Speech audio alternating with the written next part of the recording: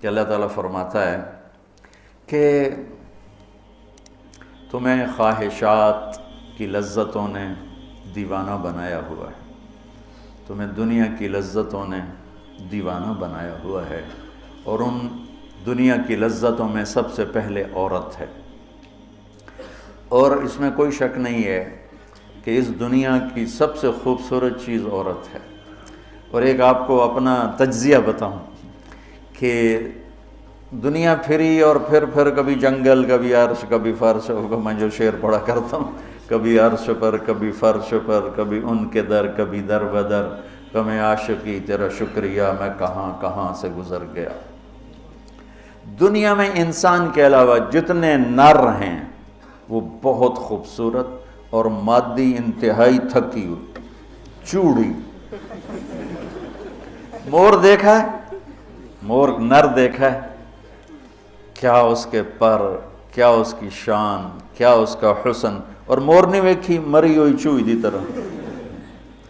گھوڑے کو دیکھو، میرے والد صاحب گھوڑے رکھا کرتے تھے، تو ہم چھوٹے چھوٹے ہوتے تھے تو جو نر گھوڑے ہوتے تھے ایسے ان کا سر اٹھتا، اور گھوڑیاں ہی کرتی ہوتی تو ساری، حتیٰ کہ چوہا بھی سونا ہوتا ہے چوئی نر۔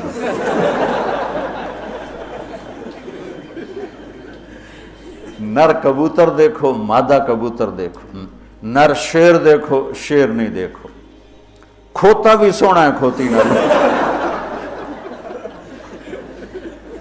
یہ میرا ایک تجزیہ ہے کہ انسان کے سوا جتنی مخلوق جاندار، اس میں نر خوبصورت ہے، مادہ اس کے مقابلے میں بالکل ماٹھی، اور انسانوں میں اس کے برعکس ہے، اس میں مادہ خوبصورت ہے، نر اس کے مقابلے میں نوکر ہی لگتا ہے بیچارہ۔ اللہ نے عورت کو حسین بنایا ہے، مرد سے زیادہ حسین اللہ نے عورت کو بنایا ہے، اور جنت کی بھی سب سے بڑی نعمت اللہ کی رضا اور نبیوں کا پڑوس اور اللہ کا دیدار، جو ایک روحانی نعمتیں ہیں۔ اس کے بعد جو جنت کی سب سے بڑی نعمت ہے وہ جنت کی نیک عورت ہے، جنت کی حور ہے۔ اس سے بابا آدم علیہ السلام جو جنت میں اداس پھرتے تھے، جب ماں جی آئے تو ٹھر پائے آدم علیہ السلام، خوش ہو گئے، واہ واہ جوڑی بن گئے، جوٹی دار آ گیا۔ اور یہ بات تو آپ سب کو معلوم ہے کہ اللہ نے یوسف علیہ السلام کو سب سے حسین بنایا، لیکن یہ بات کم معلوم ہے کہ عورتوں میں سب سے حسین اللہ نے حوا کو بنایا، ایسے حوا۔ آج تک کوئی عورت ایسی خوبصورت نہیں پیدا کی گئی جیسی اللہ تعالیٰ نے حضرت حوا کو پیدا کی۔ تو انسانی لذتوں میں سب سے بڑی لذت، سب سے بڑی خواہش وہ اللہ نے عورت، نیک عورت دنیا کی سب سے بڑی نعمت ہے۔ الدنیا کلھا متاع وخیر متاعها المرأة الصالحہ، دنیا چند روزہ ساز و سامان ہے، اور اس میں سب سے اعلیٰ درجے کا ساز و سامان نیک عورت ہے، نیک عورت جس سے زندگی کی رونق ہے، جس سے زندگی میں حسن ہے، جس سے زندگی میں جمال ہے۔ عربوں میں دستور تھا مار پٹائی کا، تو جب مدینہ میں ایک ریاست قائم ہو گئی تو عورتوں نے آ کے شکایت کی ہمارے خامد ہمیں مارتے ہیں، تو آپ نے منبر پر کھڑے ہو کر غضبناک انداز میں کہا، جو عورتوں پہ ہاتھ اٹھاتے ہیں ان میں کوئی انسانیت نہیں۔ اس قدر شدید ڈانٹ پلائی، جو عورت پہ ہاتھ اٹھاتا ہے اس میں کوئی انسانیت نہیں، لا خیر فیہم، کوئی انسانیت نہیں ان۔ اور آپ نے فرمایا کہ خیرکم خیرکم لأہلہ، سب سے اعلیٰ درجے کا مسلمان وہ ہے جو بیوی کے ساتھ اچھا سلوک کرتا ہو۔ اور پھر فرمایا، اور میں اپنی بیوی کے ساتھ تم سب میں سب سے زیادہ اچھا سلوک کرتا ہوں۔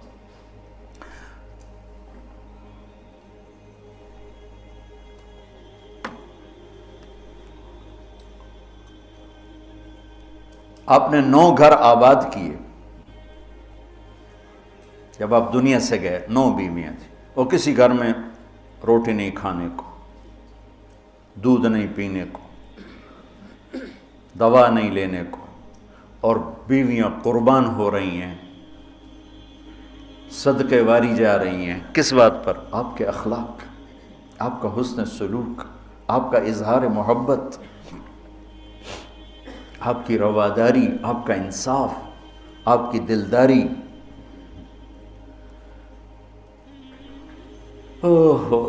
تو اللہ تعالیٰ کہہ رہا ہے تمہیں بڑی اچھی لگتی ہیں عورتیں پھر آگے نمبر 2 اولاد، پھر سونے چاندی کے ڈھیر، پھر بڑے خوبصورت گھوڑے، پھر جانور، پھر کھیتیاں۔ پھر اللہ کہتا ہے یہ تو دنیا کا تھوڑا سا ساز و سامان ہے، اللہ کے پاس بہت خوبصورت ٹھکانہ ہے۔ پہلے دنیا کا بتایا، ابھی ہم بیٹھے تھے تمہارے استاد کہنے لگے ذہب سونے کو کہتے ہیں، اور ذہب ہے چلے جانا، یعنی یہ وہ چیز ہے جو چلی جاتی ہے، اور فضہ بھی ہے، انفضہ سے ہے بھاگ جانا، بھگدڑ مچ جانا۔ تو سونے چاندی کے اندر ہی بھاگ جانے کا مطلب پڑا ہوا ہے، تو کون کس کے ساتھ یہ وفا کرے گا؟ لیکن انسان کی کمزوری اللہ نے بتائی کہ تمہیں عشق ہے، تمہیں تمہاری خواہش ہے میری بیوی ایسی ہو، میرے بچے ایسے ہوں، میرے پاس سونے چاندی کے ڈھیر ہوں، اور میرے پاس سواریاں ہوں، گھوڑے ہوں، میرے پاس لینڈ کروزر ہو، میرے پاس مرسڈیز ہو، میرے بڑے کھیت ہوں، بڑا زمیندارہ ہو، بڑا میرا ڈیرا ہو۔ یہ سارے تمہارے اندر کے خیالات ہیں جو اندر جنم لیتے رہتے ہیں، لیکن لو بھی لوگے تو کب تک لوگے؟ شیر شاہ سوری نے جب دلی کو فتح کیا، بہت اچھا بادشاہ تھا، بہت اچھا بادشاہ، تو وہ کہنے لگا ہائے افسوس میرے سر پہ حکومت کا سورج اس وقت چمکا ہے جب میری اپنی زندگی کا سورج غروب ہونے والا ہے۔ 60 سال کی عمر میں اس نے فتح کیا دہلی کو، اور 66 سال کی عمر میں فوت ہو گیا۔ تو یہ ساری چیزیں کسی کو مل جائیں، پیدائشی طور پر مل جائیں، وقت کتنا ہے؟ 60 70۔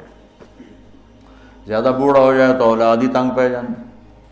مولانا صاحب دعا کرو ابا جی نو خیر ہو جاوے، یعنی ہوں ٹر جاوے، ماں جی تے رحمت ہو جاوے۔ لیکن اب اولاد سے خود سنا ہے کہ دعا کرو ماں جی سوکھے ہو جاؤ، مطلب مر کے مگرو لے جاوے۔ اولاد موت کی دعائیں مانگتی، تو اب اللہ اس کے تقابل میں لاتا ہے قُلْ أُنَبِّئُكُمْ بِخَيْرٍ مِّن ذَلِكُمْ۔ انبئ کا مطلب ہوتا ہے بار بار بتانا۔ لگتا ہے جو تمہیں نظر آ رہا ہے اس سے تو تم اثر لے رہے ہو، میں تمہیں بار بار بتاؤں گا، پوری جنت کو قرآن میں پھیرا دوں گا، کبھی یہاں کبھی وہاں، کبھی یوں کبھی یوں، کبھی نہر، کبھی باغ، کبھی حور، کبھی سونا، کبھی چاندی، کبھی لباس، کبھی کھانے، کبھی اپنی رضا، کبھی زندگی کا ابدی سرمدی ہونا۔ انبئ، بار بار تمہیں میں جنت بتاؤں گا۔ اللہ کے فضل سے بر صغیر میں جنت سب سے پہلے اللہ نے میری زبان سے کہلوائی، ورنہ کسی بڑے سے بڑے علامہ خطیب نے جنت کو نہیں کھولا تھا۔ سب سے پہلے جنت اللہ نے میرے ذریعے سے چلوائی، اور وہ بھی ایک عجب میرے رب کا نظام تھا۔ ہم نے بھی پڑھی تو نہیں تھی، نہیں ہمیں پڑھائی گئی تھی۔ جنت کے ابواب چلوائی، تیز گام چل رہی تھی، نہ پڑھنے والے کو پتہ نہ پڑھانے والے کو پتہ۔ تو میں سال لگا رہا تھا، 80 81 میں نے سال لگایا جماعت میں۔ تو فروری کا مہینہ تھا اور ہماری گجراں والے تشکیل تھی، اور کویت کا ایک عرب میرے ساتھ تھا، اکرم اس کا نام تھا، اصل کہیں وہ ترکی تھا لیکن نسلوں سے آباد تھا۔ تو مجھ سے ایک دن کہنے لگا تو نے حادی الارواح الی بلاد الافراح یہ پڑھی ہے؟ یقین میں نے کہا یہ کیا ہوتا ہے؟ وہ نام عجیب ہے نا، حادی الارواح الی بلاد الافراح۔ حادی وہ حدی سے ہے، یحدو سے، وہ جو اونٹ کے لیے حدی ہوتی تھی نا، اونٹ کے لیے نغمہ ہوتا تھا، اونٹ تیز ہوتا تھا، تو روحوں کا وہ نغمہ جو انہیں خوشیوں کے شہر کی طرف لے جائے۔ مجھے پہلے سمجھ میں نہیں، میں نے کہا کیا کہہ رہے ہو، یہ کیا ہے؟ کہنے لگا کتاب ہے۔ میں نے کہا اچھا کتاب کس کی؟ کہا ابن القیم کی۔ میں نے کہا میں نے تو آج نام سنا ہے۔ کہا میں واپس تمہیں چلتے ہیں نا رائمنڈ، تو میرے وہاں پڑی ہے امانت میں تمہیں دوں گا۔ تو ہماری 10 دن کی تشکیل تھی، ہم واپس آئے تو اس نے مجھے وہ کتاب پکڑائی، میں نے اس کو پڑھنا شروع کی۔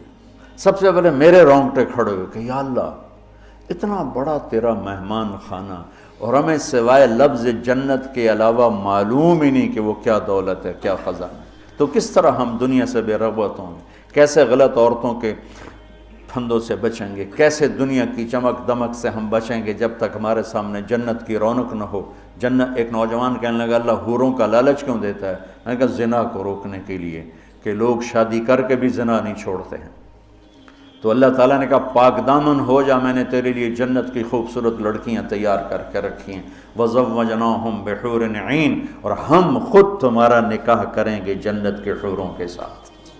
اللہ نکاح پڑھے گا، سبحان اللہ۔ تو میں سال میں تو چل ہی رہا تھا، اور میرے اس وقت ہوئے تھے ستمبر، اکتوبر، نومبر، دسمبر، جنوری، 5 مہینے گزرے تھے، اور باقی 7 مہینے پڑے تھے۔ سب سے پہلے سال میں نے لگایا تبلیغ میں، پہلے 7 چلے ہوتے تھے۔ میں نے جنت کو شروع کیا، پڑھتا اور بولتا، جماعتوں میں تو پھر رہے تھے، ادھر پڑھنا ادھر بولنا، ادھر پڑھنا ادھر، وہ سارا ایک دم میری ہوا جو شہرت کی ایسے ہوا کی طرح میرا نام پھیل گیا کہ کبھی کسی نے جنت سنی نہیں تھی۔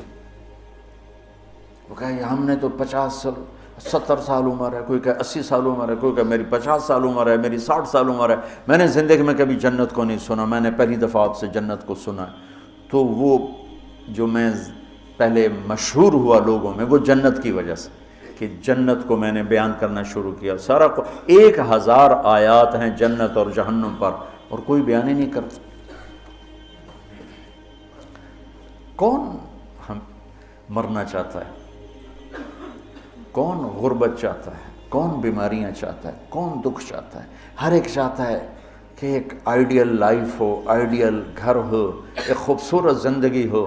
تو اللہ نے کہا میں نے چھپا کے رکھی ہے، اب تھوڑے دن میری مان لو، پھر تم آ جاؤ، پھر دیکھو میں تمہیں کیسے دیتا ہوں۔ تو قل انبئکم بخیر من ذالکم، میں تمہیں یہ یہاں کی عورت، یہاں کی اولاد، یہاں کا سونا چاندی، یہاں کے گھوڑے، یہاں کی سواریاں، یہاں کی لینڈ کروزریں، یہاں کے جانور، یہاں کی زمینیں جائیدادیں تو تم دیکھ رہے ہو، تمہیں ایک اور جہان بتاؤں، ایک اور جہان بتاؤں؟ یا اللہ کون سا ہے؟ قل الذین اتقوا، وہ سب کے لیے نہیں ہے، وہ ان کے لیے ہے جو میرے یار بنیں گے، جو مجھ سے دوستی لگائیں گے، سب کے لیے نہیں ہے، یہ وہ ہیں جو میرے یار بنیں گے۔ للذین اتقوا، یہ ہمارے دیہاتی کہتے ہیں اللہ آپ پہ بشکش، اور یہ زیادہ پڑھے لکھے لوگ کہتے ہیں یہ ایم ہی ہمیں ڈرائی رکھتے ہیں، کچھ بھی نہیں ہے۔ تو ایسی بات نہیں ہے۔ اللہ تعالیٰ نے حسین اور یزید میں فرق کرنا ہے۔ رات کو شراب پینے والا اور رات کو نماز پڑھنے والا برابر ہو جائے گا۔ میرے نبی کے نواسے نے جان کیوں دے دی، نسل کیوں ذبح کروا دی؟ اگر یہی فیصلہ ہونا ہے کہ رات کو ناچنے والی، رات کو رونے والی برابر ہو جائیں، رات کو پوڑی بیچنے والا، شراب بیچنے والا، اور صبح سے شام تک حلال کمانے والا، تھک کے گھر جانے والا، اللہ ان کو برابر کر دے گا۔ سچ بولنے والا، جھوٹ بولنے والا برابر ہو جائیں گے، نماز پڑھنے والا، نہ پڑھنے والا برابر ہو جائیں گے، سود کھانے والا، حلال کھانے والا برابر ہو جائیں گے۔ تو پھر کربلاؤں کا مقصد کیا ہے؟ پھر تو ساری کربلاؤں کی تاریخ ختم ہو جاتی، ختم ہو جاتی، انسانیت نام کی کوئی شے نہیں رہ جاتی۔ تو میرے رب نے وَامْتَازُوا الْيَوْمَ أَيُّهَا الْمُجْرِمُونَ کا اعلان کیا ہے۔ ام نجعل الْمُتَّقِينَ كَالْفُجَّارِ أَفَنَجْعَلُ الْمُسْلِمِينَ كَالْمُجْرِمِينَ مَا لَكُمْ كَيْفَ تَحْكُمُونَ۔ تو قرآن بتا رہا ہوں، سورہ کیا نون القلم، کہ تمہارا دماغ خراب ہو گیا ہے کہ میں فرما بردار اور نافرمان کو ایک جیسا ڈیل کروں گا؟ تمہارا دماغ خراب ہو گیا۔ ایک آدمی رات کو زنا کر رہا ہے، ایک مصلی پہ بیٹھا رو رہا ہے، ان دونوں کو اللہ برابر کر دے گا۔